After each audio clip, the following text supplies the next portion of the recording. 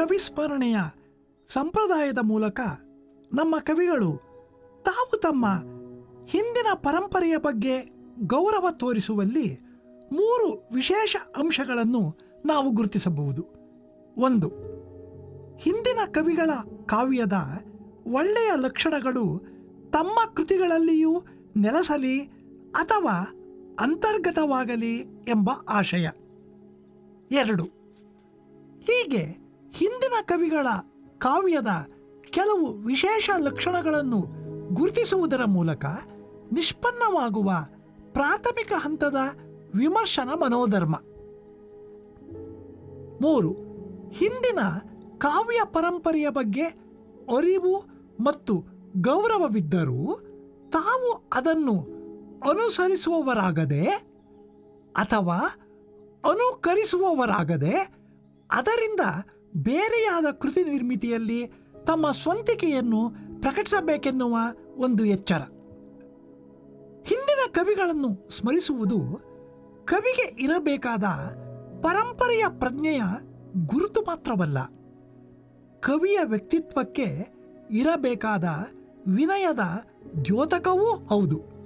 ಕನ್ನಡದ ಮೊದಲ ಕವಿ ಪಂಪ ವ್ಯಾಸ ಮುನೀಂದ್ರ ರುಂದ್ರ ವಚನಾಮೃತ ವಾರ್ಧಿಯನ್ ಈಸುವೆನ್ ಕವಿ ವ್ಯಾಸನೆನ್ ಎಂಬ ಗರ್ವಂ ಎನಗಿಲ್ಲ ಎಂದು ತನ್ನ ಕಥಾವಸ್ತು ಪರಂಪರೆಯ ಮೊದಲಿಗರಾದ ವ್ಯಾಸರ ಬಗ್ಗೆ ವಿನಯವನ್ನು ಪ್ರಕಟಿಸುತ್ತಲೇ ಮುನ್ ಸಮಸ್ತ ಭಾರತಮನ್ ಅಪೂರ್ವಮಾಗೆ ಪೇಳ್ದ ಕವೀಶ್ವರರ್ ಇಲ್ಲ ಎಂದು ತಾನು ಆ ಮೂಲ ಮಹಾಭಾರತದ ಕಥಾವಸ್ತುವನ್ನು ಸಮಸ್ತ ಭಾರತ ತಂತ್ರದಲ್ಲಿ ಹೇಳುವ ಕೃತಿ ಅನನ್ಯವಾದದ್ದು ಎಂಬುದನ್ನು ಸೂಚಿಸುತ್ತಾನೆ. ಹಾಗೆ ನೋಡಿದರೆ ಮೂಲದ ವ್ಯಾಸ ಭಾರತ ಭಾರತೀಯ ಪರಿಸರದಲ್ಲಿ ಪ್ರಾದೇಶಿಕ ಭಾಷೆಯ ಮೂಲಕ ಪ್ರಕಟವಾದದ್ದೇ ಮೊಟ್ಟ ಮೊದಲಿಗೆ ಕನ್ನಡ ಭಾಷೆಯಲ್ಲಿ. ಅದು ಪಂಪನಿಂದಲೇ ಅನ್ನುವುದು ಚಾರಿತ್ರಿಕ ಸತ್ಯ ಕೂಡ. ಪಂಪನು ತನ್ನ ವಿಕ್ರಮಾರ್ಜುನ ವಿಜಯ ಆದಿಪುರಾಣಗಳ ಸಂದರ್ಭದಲ್ಲಿ ಹಿಂದಿನ ಕವಿಗಳನ್ನು ಆಚಾರ್ಯರನ್ನು ಸ್ಮರಿಸುವ ಪದ್ಧತಿ ಮುಂದಿನ ಕವಿಗಳಿಗೆ ಮಾರ್ಗದರ್ಶಕವಾಯಿತು. ಇವುಗಳಲ್ಲಿ ಒಂದೆರಡನ್ನು ಮಾತ್ರ ಗಮನಿಸಬಹುದು. ನಿದರ್ಶನಕ್ಕೆ ನಯಸೇನನು ತನ್ನ ಧರ್ಮಾಮೃತದಲ್ಲಿ ಹೀಗೆ ಹೇಳಿದ್ದಾನೆ: ಅಸಗನ ದೇಸೆ ಪೊನ್ನನ ಮಹೋನ್ನತಿವೆತ್ತ ಬೆಡಂಗು ಪಂಪನ ಒಂದು ಅಸದೃಶಮಪ್ಪ ರಸಂ ಗಜಾಂಕುಶನ ಒಳ್ಪುವೆತ್ತು ರಂಜಿಸುವ ಸದರ್ಥ ದೃಷ್ಟಿ ಗುಣವರ್ಮನ ಜಾನ್ ಕವಿರತ್ನನ ಓಜೆ ಇವು ತನ್ನ ಕೃತಿಯಲ್ಲಿ ನೆಲೆಸಲಿ ಎನ್ನುತ್ತಾನೆ. ಜನ್ನ ತನ್ನ ಅನಂತನಾಥ ಪುರಾಣದಲ್ಲಿ ಎನಗೆ ಅನುಕೂಲಂ ಅಕ್ಕೆ ಗುಣವರ್ಮನ ಜಾನ್ನುಡಿ ಪಂಪನ ಇಂಪು ಪೊಂತನ ಬಗೆ ನಾಗವರ್ಮನ ಬಹುಜ್ಞತೆ ರನ್ನನ ಕಾಂತಿ ನಾಗಚಂದ್ರನ ರಸಭಾವ ಪುಷ್ಪಬಾಣನ ಮೃದು ಬಂದ ತನ್ನ ಕೃತಿ ರಚನೆಗೆ ನೆರವಾಗಲಿ ಅನ್ನುತ್ತಾನೆ. ಇನ್ನು ಕೆಲವೆಡೆ ಈ ಬಗೆಯಾಗಿ ಹೆಸರು ಹಾಗೂ ಅವರವರ ಕಾವ್ಯ ಲಕ್ಷಣಗಳನ್ನು ಹೇಳದೆ ಒಟ್ಟಾರೆಯಾಗಿ ತಮ್ಮ ಕಥಾ ಸಂಪ್ರದಾಯದಲ್ಲಿ ಕೆಲಸ ಮಾಡಿರುವ ಎಲ್ಲರನ್ನೂ ಅಮೂರ್ತವಾಗಿ ನೆನೆದಿರುವ ಸಂದರ್ಭಗಳೂ ಉಂಟು.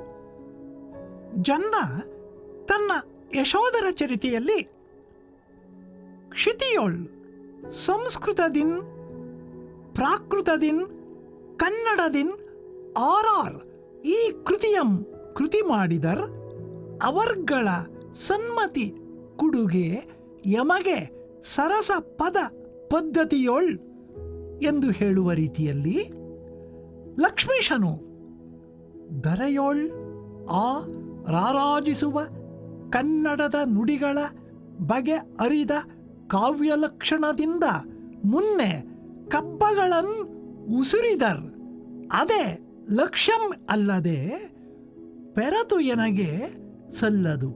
ಅದರಿಂದ ಪೂರ್ವ ಕವಿಗಳಂ ನಮಿಸಿ ನಾಂ ಕತೆ ವೇಳ್ವೆನು ಎಂದು ಹೇಳುವಲ್ಲಿ ಇದನ್ನು ಗುರುತಿಸಬಹುದು. ಒಂದು ಸ್ವಾರಸ್ಯವೆಂದರೆ ಚಂಪೂ ಕವಿಗಳಲ್ಲಿ ಮತ್ತು ವೀರಶೈವ ಕವಿಗಳಲ್ಲಿ ವಿಶೇಷವಾಗಿ ಕಾಣಿಸಿಕೊಂಡ ಈ ಪದ್ಧತಿ ಕುಮಾರವ್ಯಾಸ, ಲಕ್ಷ್ಮೀಶ ಇಂತಹ ಭಕ್ತಿ ಪಂಥದವರಲ್ಲಿ ಹಿಂದಿನವರಲ್ಲಿಯಂತೆ ಮುಂದುವರಿಯಲಿಲ್ಲ. ಈ ಬಗೆಯ ಪೂರ್ವ ಕವಿಸ್ತುತಿಗಳಿಂದ ಕನ್ನಡ ಸಾಹಿತ್ಯ ಚರಿತ್ರೆಕಾರರಿಗೆ ಕವಿಗಳ ಕಾಲ ದೇಶ ನಿರ್ಣಯಕ್ಕೆ ಸಹಾಯವಾಗಿರುವುದರ ಜೊತೆಗೆ ಅಂದಂದಿನ ಕವಿಗಳು ತಮಗಿಂತ ಹಿಂದಿನ ಕವಿಗಳ ಕಾವ್ಯದೊಳಗಿನ ವಿಶಿಷ್ಟ ಲಕ್ಷಣಗಳನ್ನು ಗುರುತಿಸಬಲ್ಲವರಾಗಿದ್ದರು ಎಂಬುದನ್ನು ಇದು ಸೂಚಿಸುತ್ತದೆ. ಆದರೆ ಈ ಗುರುತಿಸುವಿಕೆಯಿಂದ ಮುಂದಿನ ಕವಿಗಳು ಹಿಂದಿನ ಆ ಕವಿಕೃತಿಗಳನ್ನು ಅಧ್ಯಯನ ಮಾಡಿದ್ದರೆಂದು ನಾವು ಊಹಿಸಬಹುದಾದರೂ ಎಷ್ಟೋ ಸಲ ಇದೂ ಒಂದು ಸಂಪ್ರದಾಯ ಪಾಲನೆಯ ಅಂಗವಾಗಿರಬಹುದೆಂಬ ಗುಮಾನಿಯನ್ನು ತಳ್ಳಿಹಾಕುವಂತಿಲ್ಲ.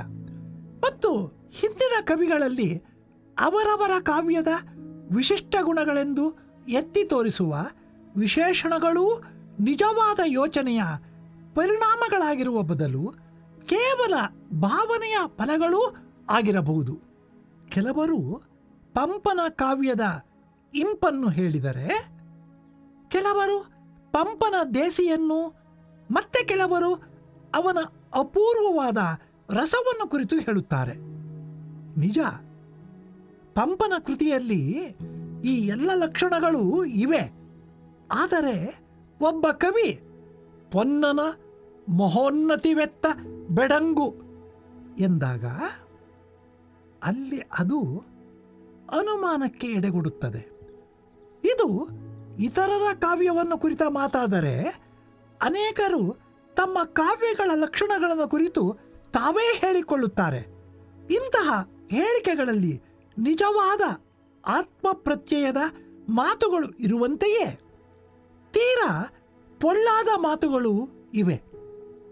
ಪಂಪ, ರನ್ನ, ಕುಮಾರವ್ಯಾಸರಂಥವರ ಅಗ್ಗಳಿಕೆಯ ಉಕ್ತಿಗಳ ಜೊತೆಗೆ ಕಾಳಿದಾಸಂಗಂ ನೂರ್ಮಡಿ ಎಂದ ಪೊನ್ನನ ಉಕ್ತಿಯನ್ನು ಹೋಲಿಸಿ ನೋಡಬಹುದು. ಎಷ್ಟೋ ವೇಳೆ ತಮ್ಮ ಕೃತಿಗಳ ಪೀಠಿಕೆಯ ಸಂದರ್ಭದ ಸ್ವಕಾವ್ಯ ಪ್ರಶಂಸೆಯ ಮಾತುಗಳಿಗೂ ಅವರ ಕಾವ್ಯಗಳಿಗೂ ಏನೇನೂ ಸಂಬಂಧವಿಲ್ಲದಿರುವ ಸಾಧ್ಯತೆಗಳಿವೆ. ಆದರೆ ಈ ಸ್ವಕಾವ್ಯ ಪ್ರಶಂಸೆಯ ಮತ್ತು ನಿಜವಾದ ಕಾವ್ಯ ಹೇಗಿರಬೇಕೆಂದು ಅವರು ಹೇಳುವ ಈ ಮಾತುಗಳು ಕಡೆಯ ಪಕ್ಷ ಉತ್ತಮ ಕಾವ್ಯದ ಆಶಯಗಳಾಗುತ್ತಾ ನಮ್ಮ ಕವಿಗಳು ಕಾವ್ಯದ ಬಗ್ಗೆ ಇರಿಸಿಕೊಂಡ ಕಲ್ಪನೆಯನ್ನು ಪ್ರತಿಪಾದಿಸುತ್ತವೆ.